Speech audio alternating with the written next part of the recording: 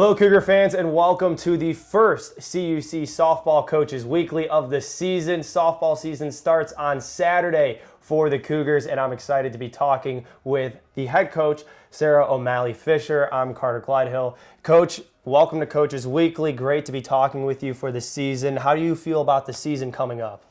I think we've started things off pretty well. You know, we'll find out on Saturday how all the work is kind of paid off, and then we'll take what we find out on Saturday and bring it into spring break. But so far, so good.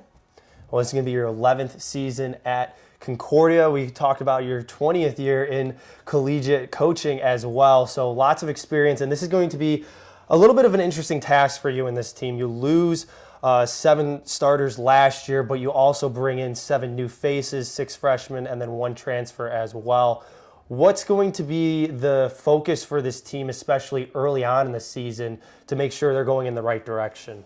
I think it's going to be how much we can take a punch and give back.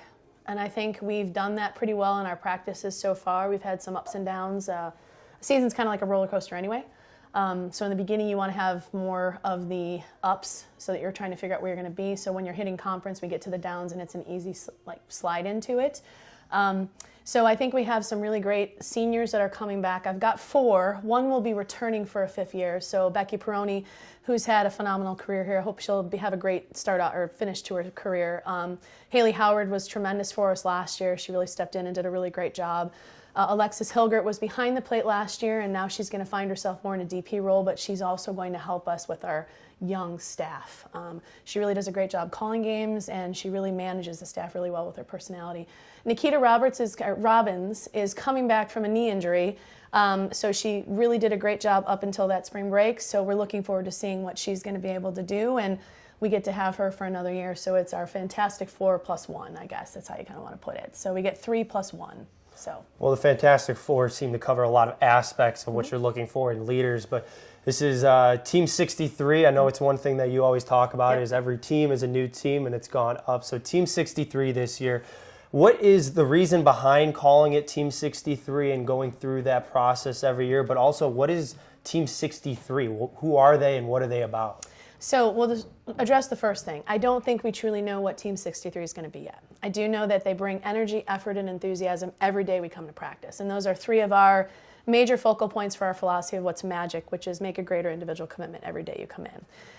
Team 63 is the history of the program here at CUC. So like you'll see it everywhere in softball and maybe teams across the country where this is, pre-Title IX. So I think it's really valuable every year that our players understand that there's a rich tradition at this university in women's athletics, especially our program.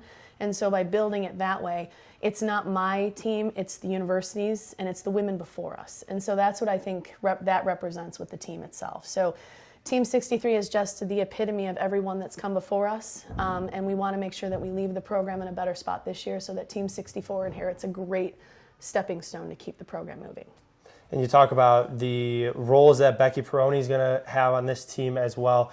The only player for CUC since 2018-2019 to have back-to-back all-region honors and was 13 All-American her sophomore year as well. Special kind of talent, batted over 400 last year, led the team in RBIs. She has the bat. We've seen her on the field as well. But for the younger players to be able to work under and see what Becky has done so far in her career, what has she been like in practice and interacting with some of the younger players? So she's an extremely humble person, extremely humble. You would never know anything about what you just said because she doesn't bring any of that in. That's in the past, that she just goes and she lets her play kind of dictate that. What she does, you wouldn't realize it, she's goofy.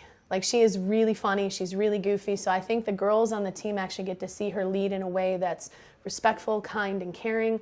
And she leads with not only that, but the example that she puts on the field. She shows up every day at practice. She gives everything she can. She is the epitome of what a team player is, because you're going to see her in the position that's not her true position again this year. And she doesn't care because she wants to do what's best for the team. And that's really all the seniors that I have buy into that. Haley Howard has started off her career here as a pitcher, and now she's third base, first base. She's going to move around.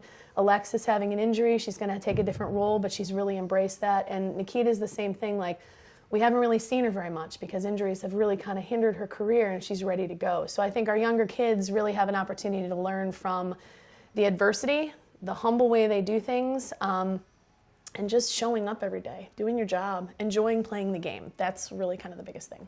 Well, the exciting thing for you is you're going to be playing this weekend. Absolutely.